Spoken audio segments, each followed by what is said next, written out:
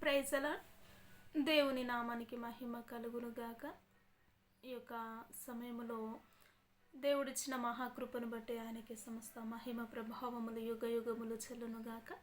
ఈ సమయంలో పరిశుద్ధ గ్రంథంలో నుండి ఒక లేఖన భాగాన్ని మనం చూసుకుందాం. రోమీలకు రాసిన పత్రిక 12వ అధ్యాయము 11వ వచనాన్ని మనం చూసినట్లయితే, ఆసక్తి విషయంలో మాంద్యులు కాక ఆత్మయందు తీవ్రత గలవారై ప్రభువును సేవించుడి. నిరీక్షణ గలవారై సంతోషించుచు, శ్రమయందు ఓర్పు గలవారై ప్రార్థనయందు పట్టుదల కలిగి ఉండుడి.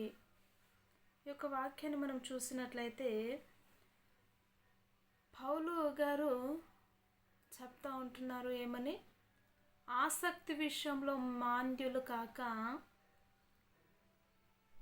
నిరీక్షణ గలవారై శ్రమయందు ఓర్పు గలవారై దేవుని విషయంలో ఆత్మ విషయంలో తీవ్రత గలవారై జీవించుడి అని చెప్తా ఉంటున్నారండి కదా. నిజముగా ఈ యొక్క దినాల్లో మనము గమనించినట్లయితే నిజముగా ఆత్మ విషయములో మాంద్యులుగా అంటే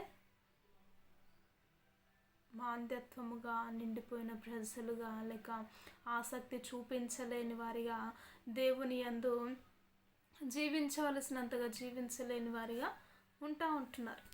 కాబట్టి దేవుని వాక్యము తెలియచేస్తుంది, ఆ విధముగా ఉండడానికి వీల్లేదు. ఈ యొక్క అంత్యకాలంలో ప్రతి విషయంలో ఆత్మయందు తీవ్రత గలవారై పట్టుదల కలిగి, విశ్వాసము కలిగి, నిరీక్షణ కలిగి దేవుని సన్నిధిలో జీవించాలి అంట. కానీ నిజముగా నేటి రోజుల్లో మనం గమనించినట్లయితే పట్టుదల లేకుండా పోతుంది. నిరీక్షణ గలవారై జీవించలేకపోతూ ఉంటున్నారు. ప్రార్థన మీద పట్టు లేకుండా పోతుంది. పట్టుమని కూడా 10 నిమిషాలు ప్రార్థించలేని స్థితిలో ఎంతోమంది తయారవుతూ ఉంటున్నారు. కాబట్టి ఆ విధమైనటువంటి జీవితము లేక భక్తి సరైనటువంటిది కానే కాదు. కాబట్టి దేవుని మాటలు తెలియచేస్తూ ఉంటున్నాయి, ఆసక్తి విషయంలో మాంద్యులు కాక ఆత్మయందు తీవ్రత గలవారే. ఆత్మ అంటే మనలో ఉంటున్న, మనల్ని ఏర్పాటు చేసిన దేవుని ఆత్మ కొరకు మనము నిరంతరం అది పడిపోకుండానట్లు, చల్లారిపోకుండానట్లు, ఎప్పుడు అగ్నికణము రగులుతున్నట్టుగా దేవుని కోసం మన ఆత్మ రగులుతూ ఉండాలంట.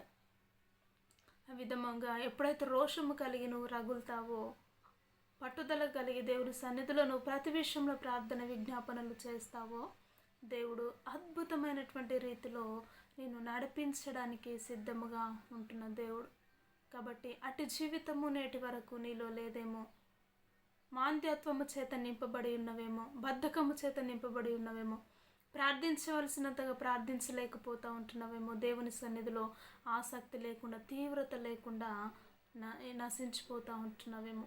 అటు జీవితమును, అటు భక్తిని దేవునికి ఇష్టమైనది కానే కాదు. కాబట్టి పౌలు గారు చెప్తా ఉంటున్నట్టుగా ఆత్మ విషయంలో ఆసక్తి కలిగి, తీవ్రత కలిగి వారమై ఎప్పుడు రోషము కలిగిన కొరకు అగ్ని వలె రగులుతామో వారిని దేవుడు దృష్టి ఎంచి ఒక ఉన్నతమైనటువంటి స్థితిలో దేవుడు ఉంచడానికి చూస్తూ ఉంటున్నాడు. కాబట్టి అటు జీవితమును, అటు ఉద్దేశములు మనము కలిగి ఉండలాగున ప్రార్థన చేద్దాము. ఈ సమయంలో మహోన్నతుడ, జీవము కలిగిన తండ్రి, నీకు వందనాలు. నీ కృప ద్వారానే మాతో మీరు మాట్లాడుతూ వచ్చినారు. ఆసక్తి విషయంలో మాంద్యులు కాక దేవా ఆత్మయందు తీవ్రత గలవారై జీవించుడి అని నీ వాక్యము తెలియచేస్తుంది.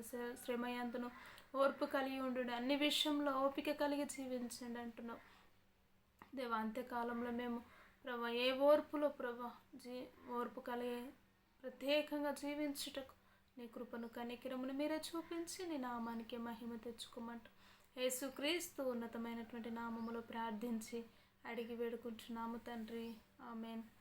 Praise the lord. ఈ యొక్క వీడియో నచ్చినట్లయితే లైక్ చేయండి, షేర్ చేయండి, కామెంట్ చేయండి, సబ్స్క్రైబ్ చేసుకోండి. ప్రైజ్ ది లార్డ్ అందరికీ.